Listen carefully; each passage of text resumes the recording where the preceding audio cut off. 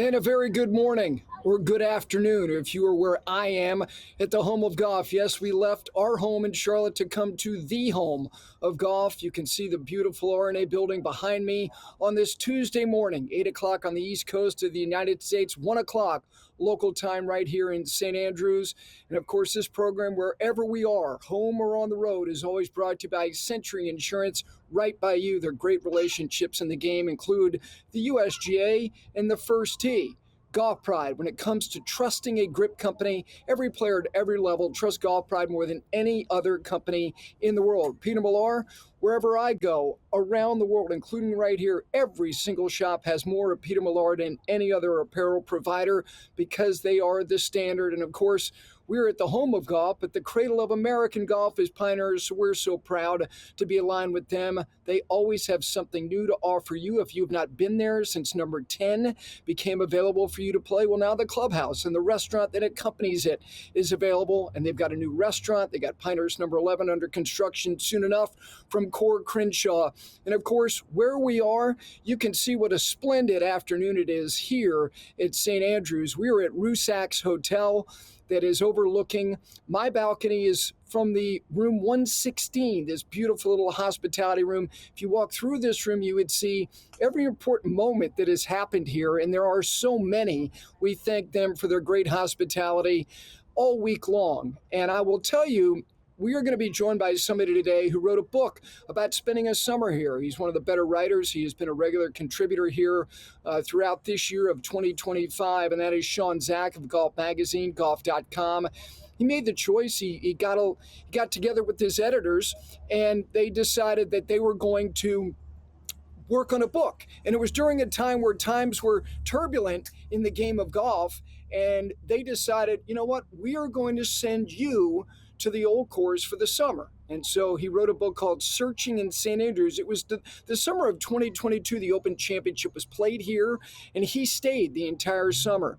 And his book is a wonderful examination on finding not only more about yourself, but more about the game of golf as well. So Sean is going to join me in a little bit later on, a guy who is a regular contributor to this program, and that is Cole Hammer on the Korn Ferry Tour, and somebody who is living his life as a professional golfer. And look, it's the middle of August. He's 77th in the Korn Ferry point standings, which is a tenuous place to be right now.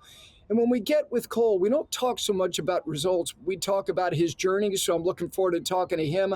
I know he has been here, so his own experiences.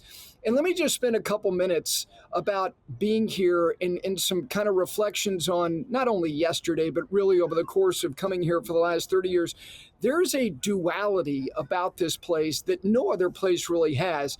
Yes, there are other places around the world that are accessible to the public, like Pebble Beach. Now, Pebble Beach is something where if you go there, it's not owned by the town like this place is. It was acquired by the town in 1894 in the R&A building over my shoulder. The R&A was established in 1754. They've been around a while, and they've obviously been governing the game around the world, and then in conjunction with the USGA for more than 2 decades, they put the rules together.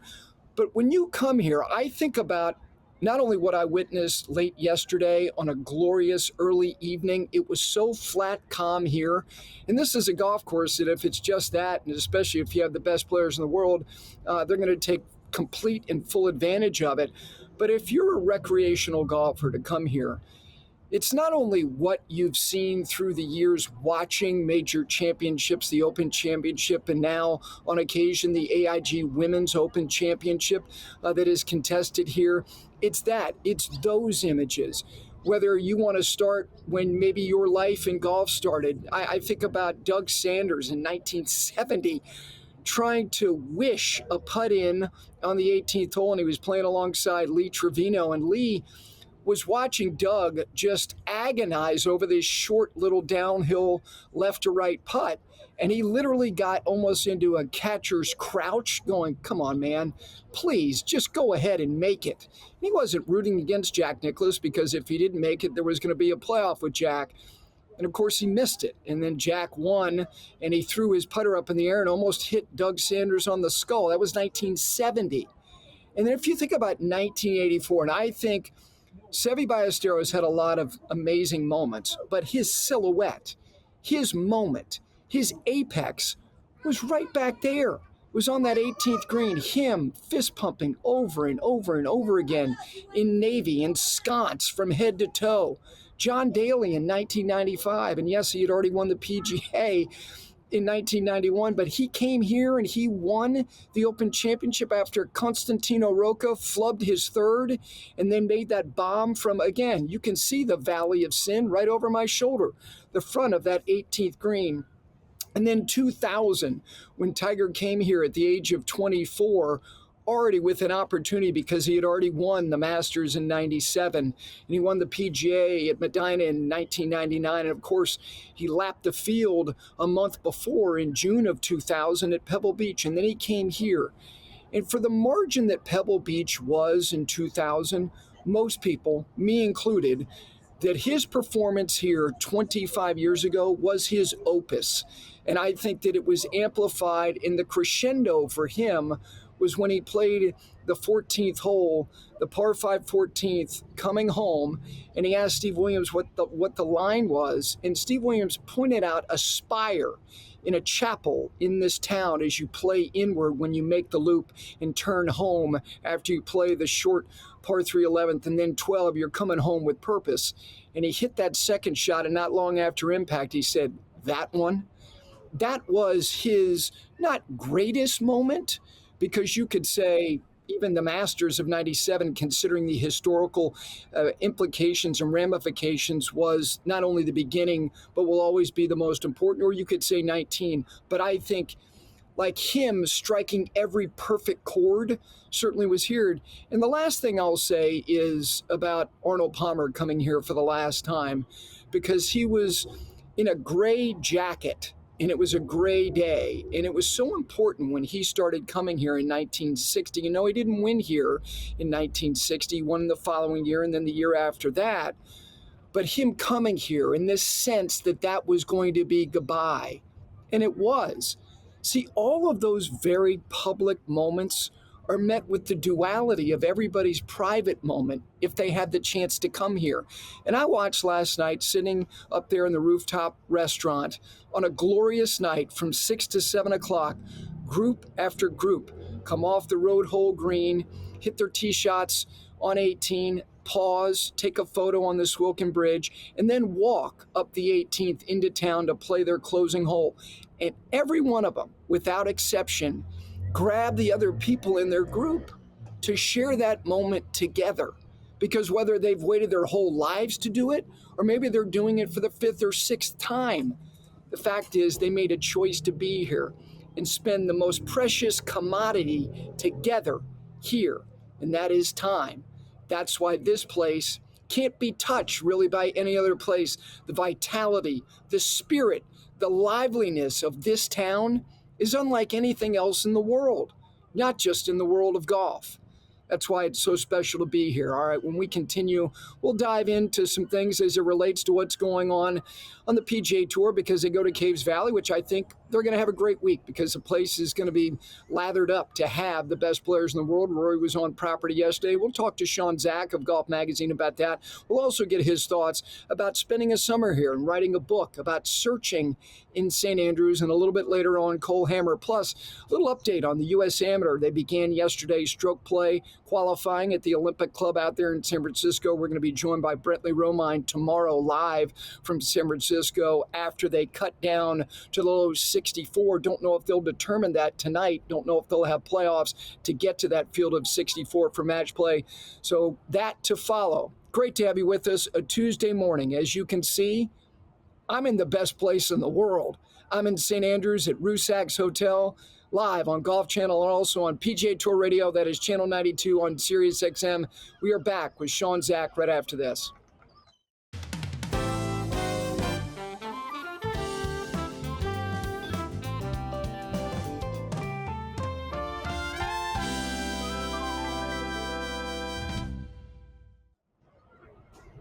Welcome back in. It's great to have you with us on this Tuesday here on Five Clubs. Gary Williams live from St. Andrews. And no, that is not green screen. That is exactly what you're seeing here from the home of golf, from Room 116, the balcony at Rusacks Hotel, and this segment is being brought to you by Golf Pride.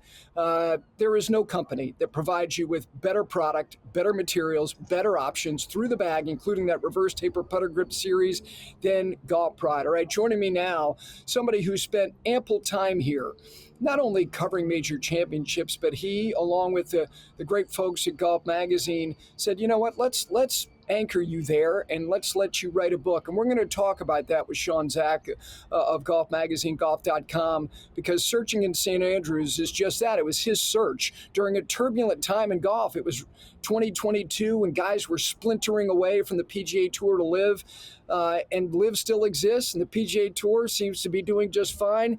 Sean joins me now. Good morning, my friend. I know you see this view and you go, my gosh, take me back. Yeah, definitely take me back. I can hear the seagulls behind you, and I just think that that is what says Scotland to me. It's what says St. Andrews to me is like as early as they want to wake up is when you're going to wake up. But there's like few better alarm clocks in the world of sport than being in St. Andrews and having the seagulls make you wake up. It's a combination of seagulls, dogs barking. They are they are preferred citizens here.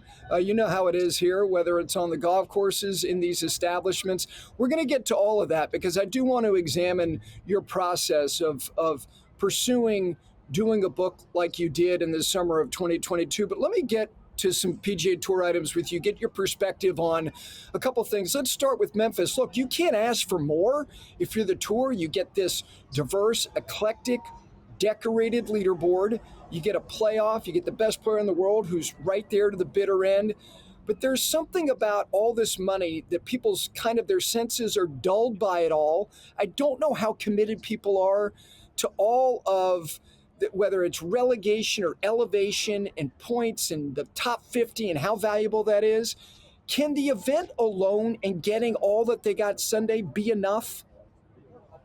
Yeah, I think so. Mostly just because what it checks right now in terms of boxes is you have something important happening at the top, you have something pretty important happening in the middle, and then like obviously littered throughout is like these guys are going to be here next year. This is the top 50 that they are playing for. One of the best things that the English Premier League does when it comes to relegation is that they have your Liverpools and your Manchester Uniteds playing up at the top. And then you have clubs like mine, Everton, who are floundering a little bit at the bottom. But if you flounder too much, then you're done. You get dropped down. You got to bring yourself back up somehow next year. And it's not going to be easy. It creates two different matches happening at once. And I think if the tour gets just a little bit smarter, they can do that in every single one of their playoff events. And then you have people that are caring about something that's off the leaderboard, right? Something that's outside the top five. And I think that that's kind of the sweet spot for golf tournaments.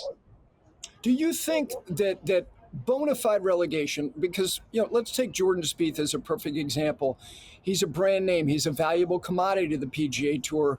He took advantage of that status by getting sponsor exemptions in signature series events that he wasn't already exempt in. Ricky Fowler, same thing. So Spieth's out, but we don't feel that there's any sense of relegation. Is that an achievable thing with the sensitivity to the reliance of sponsorship for the tour to be able to do that? That is one of the biggest darned if you do, darned if you don't things that golf has going right now is like you cannot find a single tournament director who doesn't want Jordan Spieth playing his tournament. You just won't. They will roll out the red carpet for him.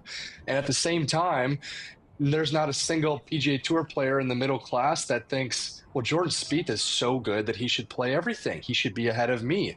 And so, I think the tour has showed its hand in the last few years, which is like sponsors are as important as anyone.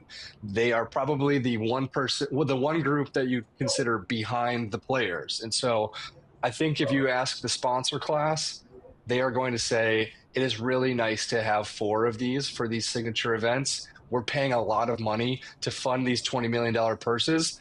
We need to have our say. And if it comes down to Jordan Spieth, who's really just like on the knife's edge between top 50 and 54, I think it's going to be okay.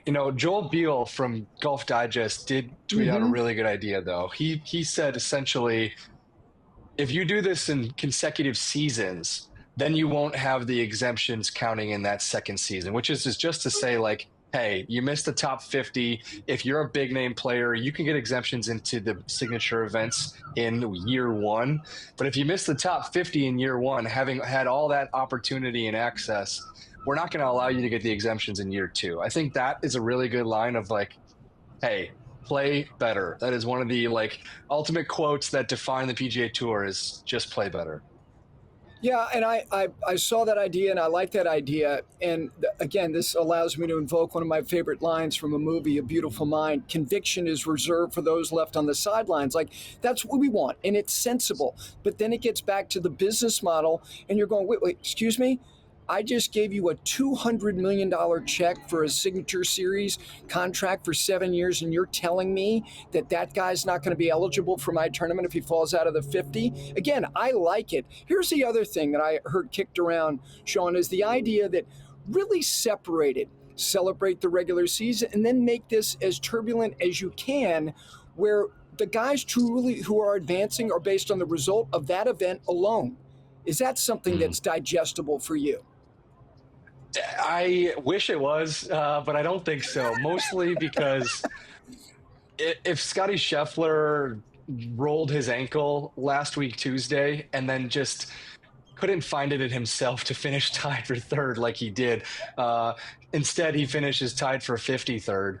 Then suddenly you don't have him playing this week, and you Right. won't have him playing next week. I think that is too important to the PGA Tour, the collection of individual companies that are, trying to always have the top players finishing, I guess at the end of the season. I think he's too important.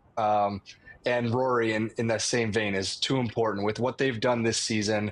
That I don't know. I don't want the Tour Championship to happen necessarily without Justin Thomas. He's earned his place to get there. And if he wouldn't play well this week at Caves Valley, not having him there would feel like a miss to me. Yeah, that's fair. I just think that, look, Brendan Porath, who was on yesterday, expressed it last week. If you keep changing it, all you're doing is proving it that you still don't have it right. And now we are headed into year 20, which is an unfathomable thought that we're 20 years into this thing. Justin Rose wins. That was another thing that I talked about yesterday, that I think that for whatever reason, we do this in sports like longevity. It's almost like everybody has an expiration date, like, hey, man, enough, LeBron. Like go away. Now, not everybody's saying that, but there's some people who are. And the guy's still an elite player, and he's of the age that he is. Justin Rose's longevity to me is wildly impressive. So I ask you this: when you examine guys in their 40s, give me guys who you think are close to certain to get into the World Golf Hall of Fame.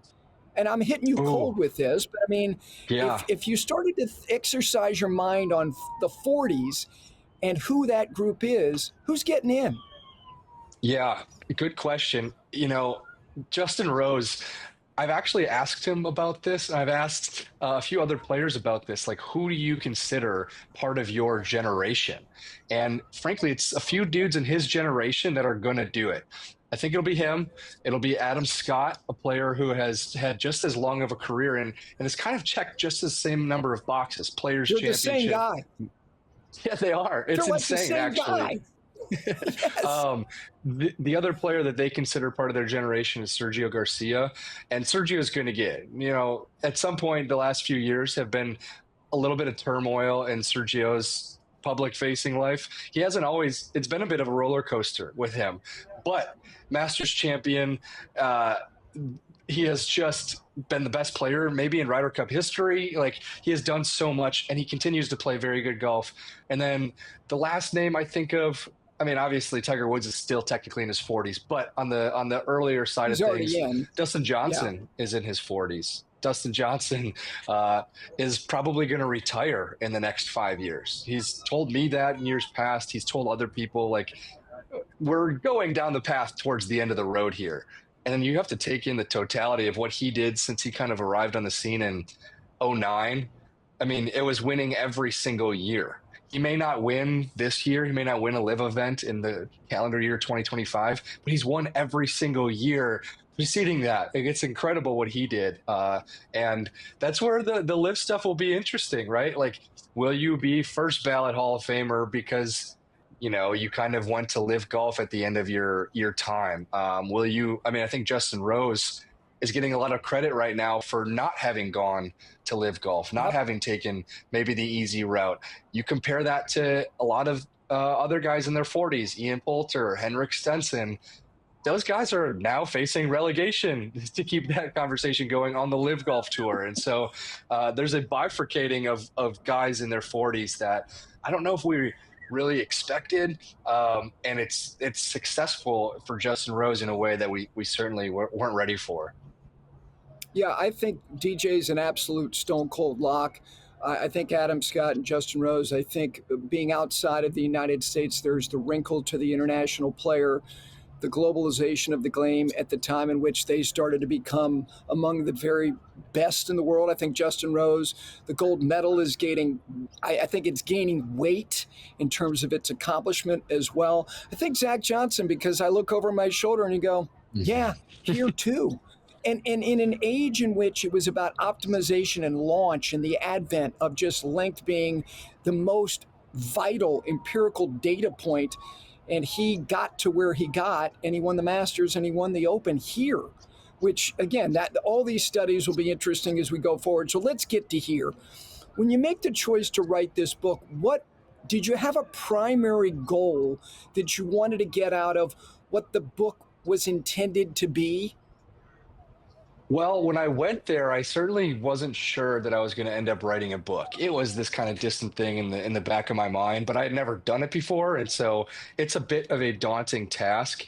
But I was just turning 30, and I just had a feeling of kind of unrest with my life, a little unrest with like my relationship life, and even like with the sport of golf, because there are elements of the sport that I didn't really love. The way that like American golf has gone private in a lot of ways, and gone expensive in a lot of ways. You compare that Mm. to what you find abroad, find in St. Andrews and in Fife.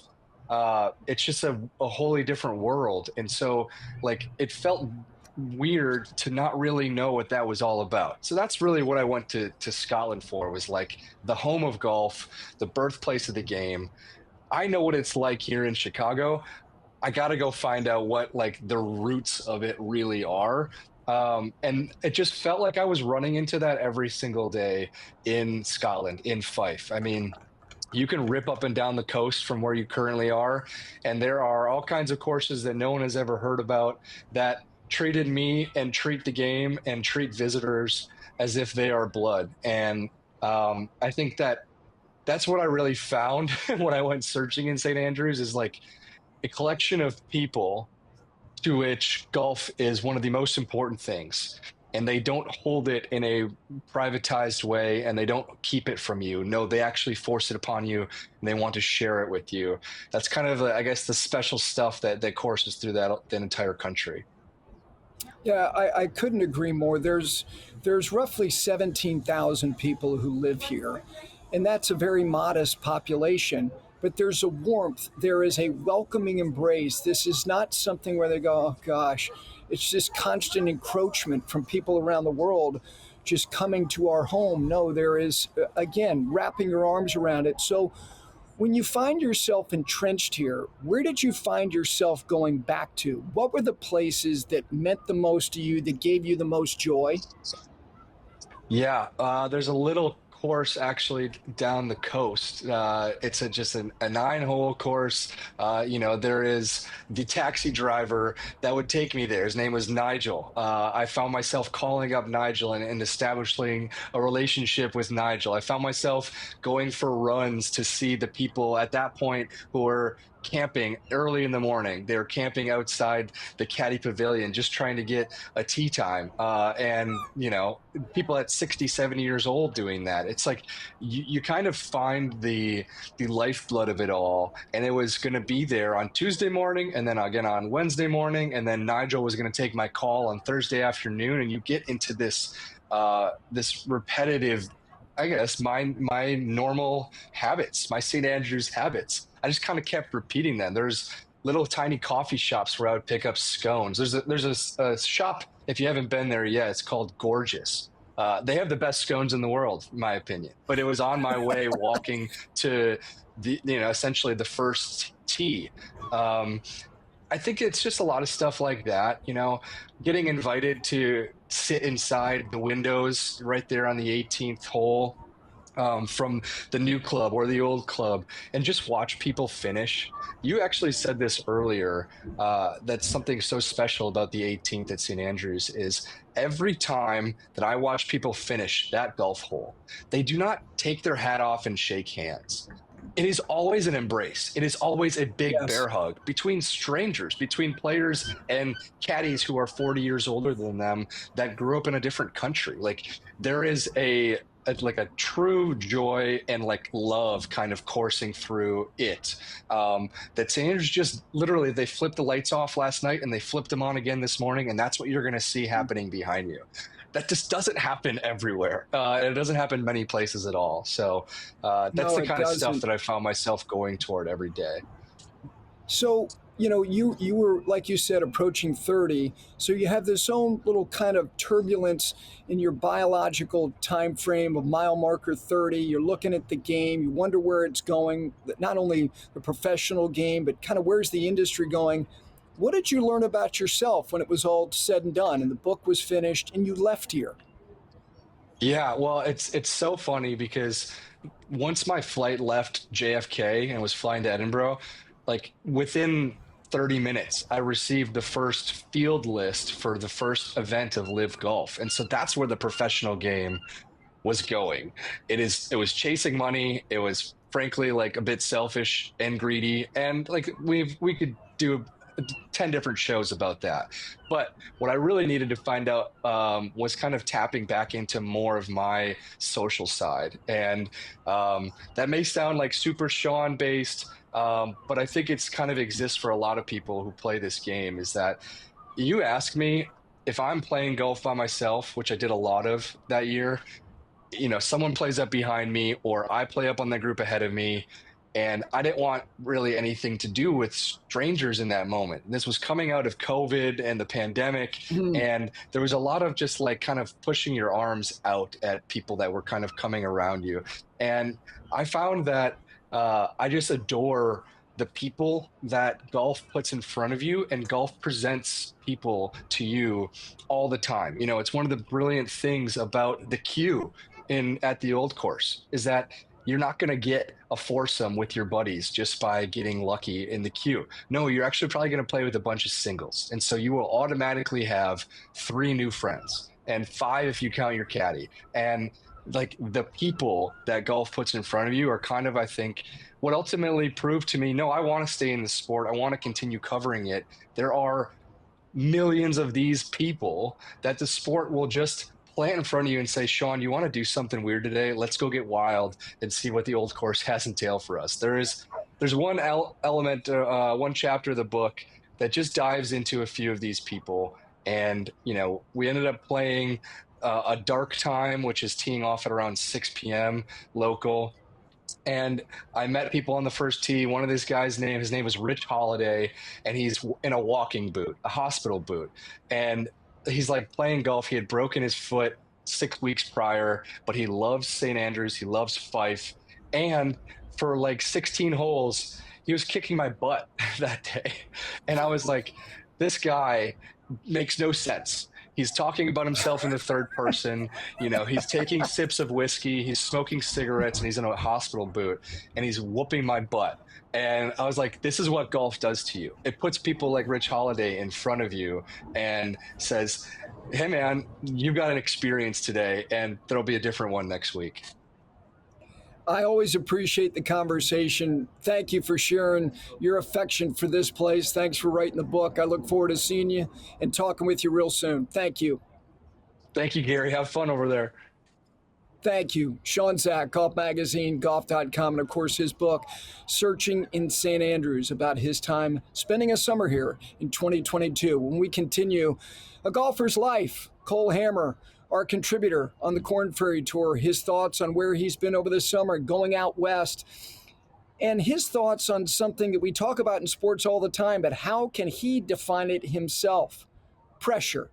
Back from the old course here at Rusacks Hotel, looking over the 18th green in that first tee in the R&A building on Golf Channel and on SiriusXM's Channel 92 PGA Tour Radio. Back with Cole right after this.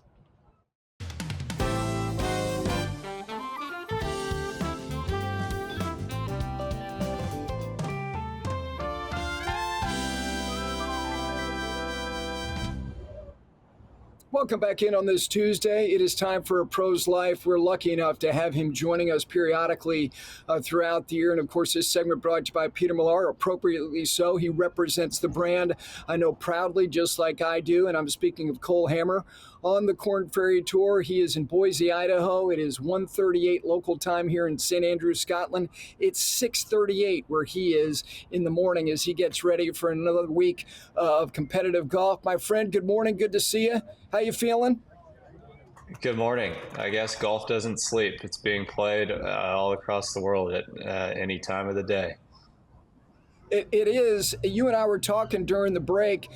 For somebody who has devoted his young life, of which you're still a very young man, to golf, and I know that you just don't love competitive golf. You love golf. You love being with your dad on a golf course and with your friends.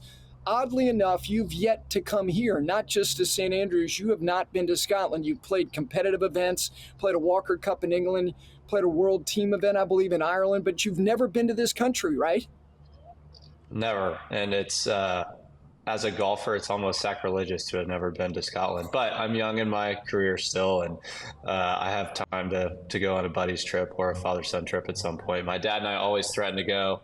When I was growing up, starting to get into the game, and for whatever reason, it never materialized just with golf schedule and work schedule. But it's always been at the top of my bucket list. So I'm very jealous of your backdrop right now. It's an amazing place. It'll get to you because I know how you are, like it got to me the first time, and always does the same way. It gets into your bones and fills you up in the best way. For you right now, you and I don't talk a lot about results, but I do want to ask you, your rounds, 12 of your last 16 rounds have been sub 70 rounds. Give me a sense right here. It's the middle of August. What's working and maybe what isn't working well enough? Yeah, it's been a pretty solid stretch of golf over the last month or so. I've made the last 4 cuts, and so that's been, I guess, 16 competitive rounds of golf in a row. And I think this is the first time that I've made 4 cuts in a row during the summer. So it's been kind of a test of endurance in a way. And so I think that might be what I've been struggling with the most, maybe getting a little bit tired on the weekend. I seem to have my best rounds on, Thursday and Saturday for some reason. And then, but I have been finishing up on Friday very well. I've made 2 cuts twice on the number. And so that's been encouraging to kind of get it done down the stretch to be able to at least give myself a chance on the weekend. I've been hitting my irons very, very well. And I think that's made rounds a little bit more stress-free. Earlier in the season, I was not hitting very many greens in regulation. And in the last few events, I've been, kind of near the top of the field in terms of that stat. So it's been a fun stretch, and hopefully I can continue that this week. I asked you last night, I texted you, and I said, one of the things I want to ask you about is pressure. And you said, oh, good grief. This could take a while to explain. So explain it to me. What is pressure to you? If I ask you to define either how you feel it, how it manifests itself, when it does, what is pressure to you? Yeah, I've been thinking about that a lot. And the best way that I can describe it is I think there are 2 different kinds of pressure. I think there's pressure in the moment, which can be fun, like coming down the stretch to try to, I guess trying to make a cut's never fun, but being in the moment, having those feelings is kind of what you work for and play for. And then there's pressure off the course while you're thinking about how you're going to perform on the course. And that comes from expectations from myself and from other people. And that's something that, I've had to wrestle with in the past. And I do my best to separate that from when I'm on the golf course, and try not to let expectations drive the way that I go about my daily life. So I think if you let expectations kind of drive the way that you feel, I think that pressure is almost always top of mind and part of kind of the fabric of the way that you think about golf, and that can wear you out. And so I've had to do my best to kind of compartmentalize that, and then when I'm on the golf course, it's almost like, okay, I've done the work, and as long as I'm prepared, as long as I have prepared the way I know I need to prepare, then there's nothing else that I can do. And then it's exciting to see how I'm going to perform in the moment. And if it doesn't work out that day, or if I don't make that cut or make that putt to finish the way I wanted to in an event, then I kind of just get up and try to do it again the next day. So it's a never ending cycle. And I think everyone deals with pressure differently. But I try to view it as a privilege in a way, and just realize that I'm going to do everything I can, and try to let God take care of the rest, and see where that puts me at the end of the day. You have fallen in love with traveling, and I'd like to think that would help you with this aspect of what you do, and that is leaving golf where golf is played. Have you gotten better at that in terms of when it's over, and then wallowing in it, or even the idea of basking in a great day? And that's nice and everything, but are you better at leaving golf where golf is? There's no question about it. And part of it is spending time with friends and family off the golf course immediately after I leave the course. So, let's say I finish a tournament round and it doesn't go the way I want to. I might need 10 or 15 minutes to reset. And obviously I'm not too happy in the moment, but then, if I come home and I'm with guys that I'm staying with that week, or, my girlfriend's in town, I do my best to leave the bad golf or even the good golf at the golf course, because I think that's really important, because, golf's what I do. It's not who I am.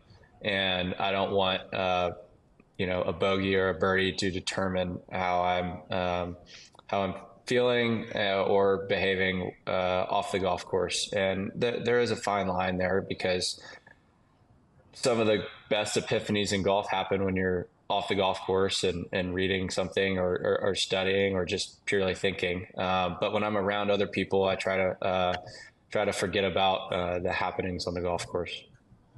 I want to ask you about Scottie Scheffler, because he's a Dallas guy, you're a Houston guy, but Texas golf, talent level, history, it runs really, really deep, and you both go to the same school.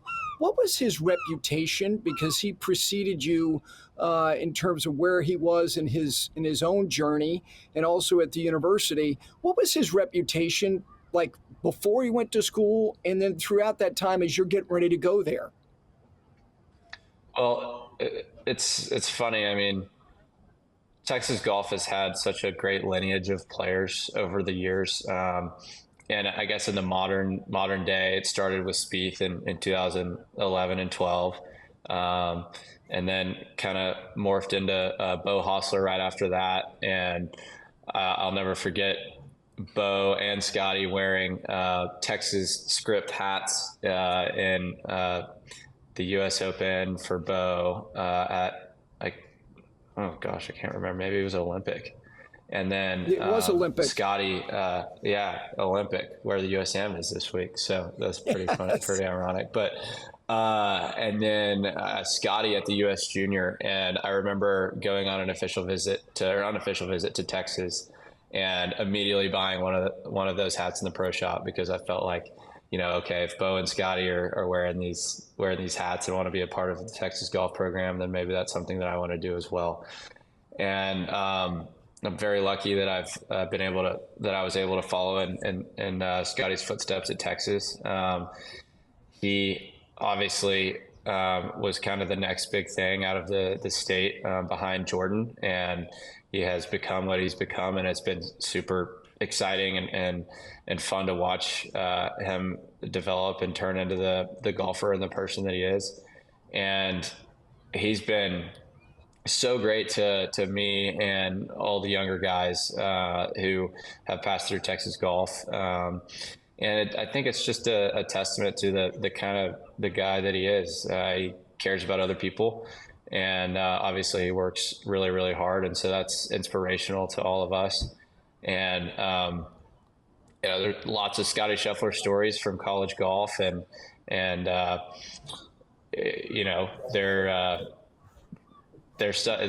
stories to look up to. And Scottie's been, like I said, just such an inspiration to all of us. You mentioned the U.S. Amateur. Last thing, there are things about every spot in the journey that matter to you. You won the Western Amateur, which is one of the great gauntlets to get to the end. You shot 61, I think 23 under in stroke play. All of your matches went the distance. You went extra holes. You beat Davis Riley in the final. That's an enormous accomplishment. What do you miss about amateur golf as the U.S. Amateur is going on right now? Funny that you bring that up. We were in Chicago a couple of weeks ago, and I stayed at the same hotel that I stayed at when I won the Western, and I drove by Sunset Ridge, the golf course where we played it, every single day. And, I tried to take a deep breath as I drove by the course on the way to the Korn Ferry course in hopes of channeling some of that good mojo. And I played solid in Chicago, but anyways, that was a fun experience, and it definitely made me reminisce on my time as an amateur. I will cherish that forever. I was lucky to be exposed to amateur golf so early, having qualified for a U.S. Open when I was young. I was able to play in basically some of the biggest amateur events when I was 16 years old and all the way through the end of college. So I had quite a long amateur career, and there's nothing better than amateur golf in the summer. It was so exciting. We got to go to some of the neatest golf courses around the country, and amateur golf is quite a bit different than professional golf, because you look forward to one or two big tournaments every single year, and that's kind of all you had. So you had the Western Am and the U.S. Amateur, and those were our majors per se. And then you always had something to work towards, in the Walker Cup, or in college golf, it was the Palmer Cup. And it was just a very raw, pure type of golf and motivation. And I'll miss it. I made a lot of great friends in the golf world through amateur golf. And it seems like a lot of the elder statesmen in the game appreciate amateur golf just as much as they do professional golf. And no question. So I've been very, very lucky in that regard, and I'll never take for granted my time in the amateur world. I miss it. Well, listen, it's great to see your face. Great to catch up. Have a good week this week, and I look forward to our next catch up. Thank you, my friend. Yeah, looking forward to it. Thanks, Kerry. Have fun in Scotland. Okay, there is Cole Hammer, A Pro's Life. We come back. Final thoughts here from St. Andrews on a Tuesday right after this.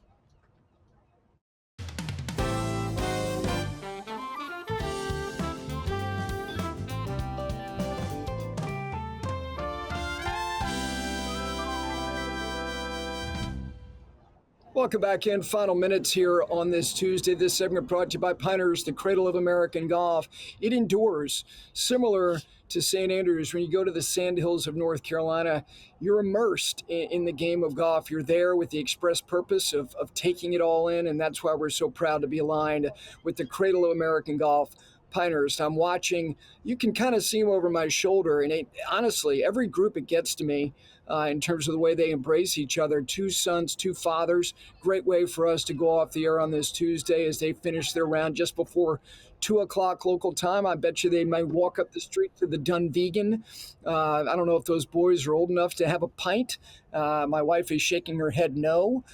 Who knows? But the point is just to see what this place is. Tomorrow, back here from the balcony of room 116 at the Rusacks Hotel, and I will be joined by Brettley Romine of Golf Channel, golfchannel.com, who covers the amateur game expertly.